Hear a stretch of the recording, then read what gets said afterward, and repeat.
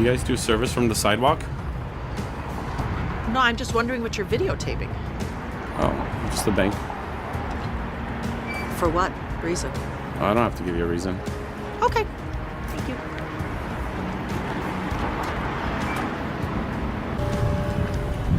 Hello, sir. How are you? I didn't call you. No, I know that. They called us.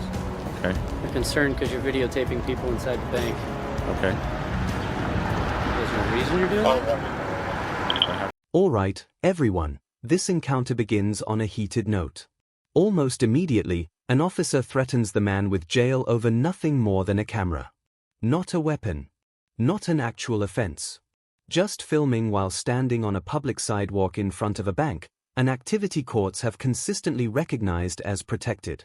The officer even acknowledges that the man has a right to be there. But within moments, the approach changes. Rather than offering clarification or guidance, the officer shifts toward intimidation, warning that if he discovers any violation, he'll make sure the man sees the inside of a prison. That's not about enforcing the law, it's about asserting dominance. From the outset, the atmosphere makes it clear this isn't centered on public safety. It's about authority. The objective isn't understanding, it's submission. And when intimidation takes the place of lawful reasoning, escalation becomes almost inevitable. Say that again? Do I have to have a reason? Nope. All right. Name and badge number? Officer Birch, 508. He's scaring our customers. Well, yeah, what he's doing is a little strange. No doubt about Yes, it. in a bank. Yeah, I mean, He's scaring our customers. She was afraid to come out. I haven't said a Thank word. you. I Thank gotcha. you. I got permission. from who? Here you go.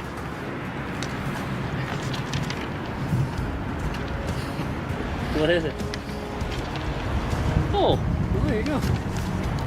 Not that bad. Yeah, so they were just concerned. Obviously, they have a place of business here that they're trying to run, and when customers are concerned, they're going to call us. All right. So that's why That was quick. What's that? You guys came here in record time. You keeping record? This is oh shit! Look at that. What's up? Yeah, we're all good. So is my permission good enough? Well, I mean, we got to talk with the bank. I would imagine that Yeah. this is probably still bank. Can you property. ask them why they're recording me? They're scaring me right there. See that? What? Their cameras? Yeah, look. Yeah, every bank is camera. Every So bank in America is camera. I didn't call the The officers arrive after the bank reports that some customers feel uneasy. The cameraman responds with a straightforward question: "Do I need a reason to record?"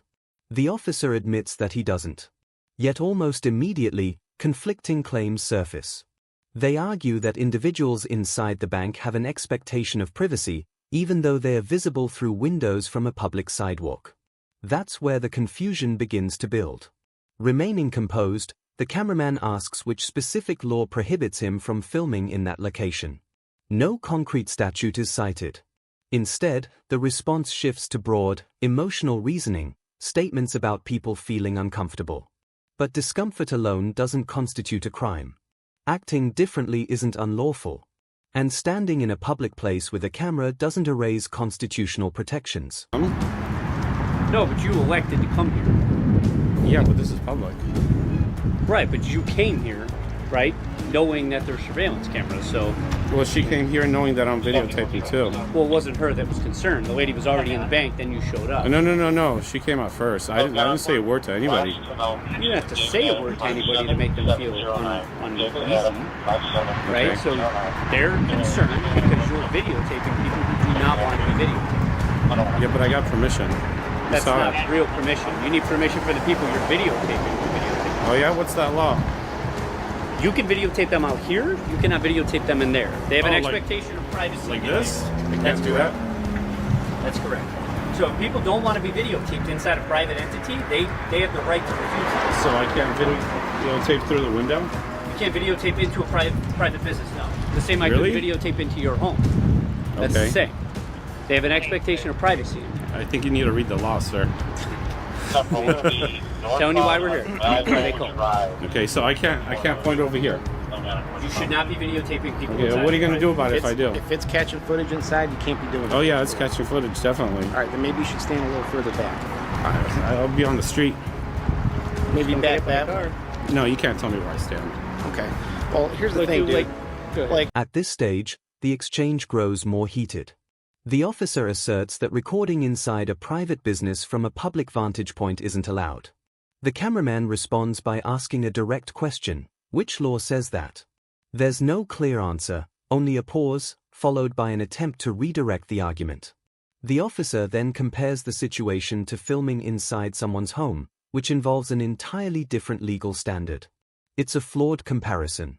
To demonstrate his point, the cameraman zooms in through the window, all while remaining on public property and never stepping inside. The officer concedes that it's a public sidewalk and acknowledges the man's right to stand there. Yet even with that admission, the pressure continues. The reason seems obvious: the camera itself creates discomfort for those in authority. And when authority feels uneasy, the response can shift from lawful reasoning to emotional reaction. okay, I get it's a public sidewalk. You have a right to be out here. Okay, All they're right, recording me but- right there. Okay, you don't got to be here. Seem to be here. You don't got to be here. Okay, I You could are videotape elected right to into. be in this Look at this. I'm going to zoom right in. So here's the thing. I Zooming get in. what you're doing. All right, you're one of these like, First Amendment guys. That's cool, and all, but here's the thing: you can't expect to not upset people. If I was in there as a customer doing my financial business, Okay. I come out here and some weirdo sticking a camera in my face, I'd be a little concerned. Is that why you guys have cameras too? So We you can have upset these. people? Well, we have these for Okay, well, documentation. it's upsetting me. purposes. Well, They're well, upsetting like I me said, too. You don't got to be here. You don't got to be here. But I want to be right here. Okay, like I said, you're elected. I'm not to moving be... anywhere, just so you know. Okay, that's fine. And I'm going to be That's fine. videotaping into the bank. I'm not walking in. Okay, well, here's the But thing. check this out. Check it out. I'll check it out.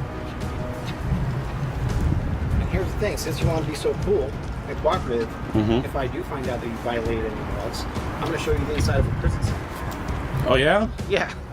Yeah. What's your name, badge number? Azar 487. All right. Okay? Just so we're clear. If I find out you're What do you violating mean any if laws, you find out?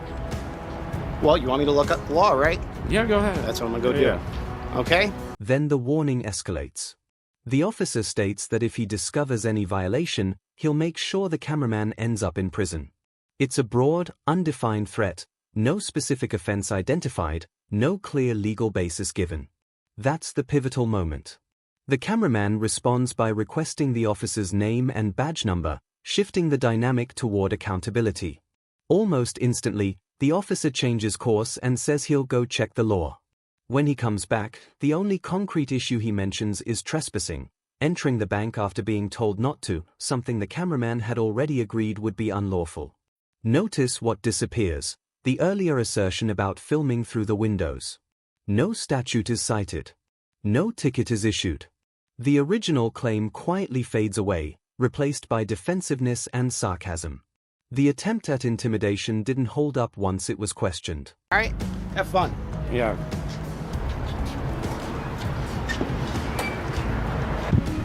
Okay, here's what we got for you. Did you find out what the law is from the bankers? Well, here's what we got for you. You're not allowed to go into the business, okay? If you go into the business, you'll be arrested for trespassing. I already knew that before I came here. There you go. Now you know. Do you know what the law is? I could go like this. So did you find out what the fucking law is? You're a real smart guy, huh? Yeah. You know what the law is, huh? Yeah. Okay. But you don't. You can try And you're a fucking clickbait as police much as you officer. want. You can try and clickbait as much as you want. Okay, if you step into the bank, you'll be arrested. All right. Okay? I Have a already good day. knew that. I already, don't tell me to fucking direct Have a us, good okay? day. You have a good All right. day. You know sir. you Have don't a know what the law wonderful is, day. and you tell me, oh, if I find out, I'm gonna fucking put you in jail. Go pound sand, buddy. Yeah, Have yeah. a good day. That's All right, true. dude, like and subscribe, Have a right? good day. Like and Have a good subscribe. Hopefully Jesus gives you bond money when you mess up. Yep. Don't worry, I won't.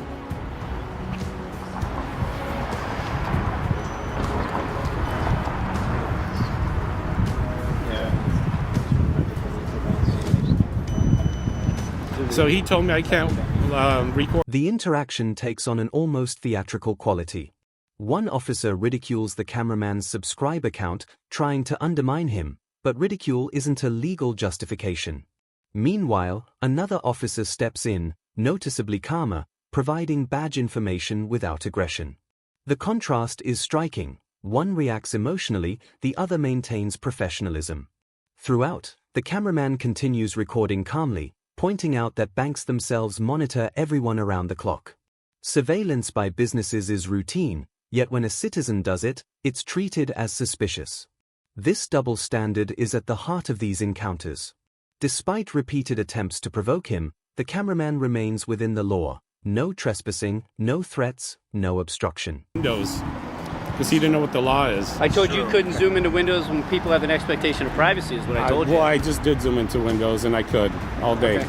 He's doing what he can to try and bait people in so we can give you. They got a camera too, pointing at me. You guys have cameras, right? Dude, I mean, listen, man, you can record 24 hours a day. You might go up from 5 subscribers to 10. All right. I'll show all my 11 subscribers. Good bud. All right. Name and badge number? Dixon 783. All right. I like the stripes. Thank you. Thanks. You're the cool one. By the conclusion, the situation becomes unmistakably clear. The cameraman points out the double standard. When businesses ensure compliance, it's called an audit. When citizens scrutinize government actions, officers label it baiting. That distinction reveals everything. The issue wasn't crime or safety, it was ego clashing with accountability. Far too many officers count on the public not knowing their rights. But when someone understands the law, attempts at intimidation fall apart. This encounter ends with no arrest, no citation, and no threat of prison carried out. Why? Because constitutional rights don't vanish simply because someone feels uneasy. And that's precisely why recording in public is so important.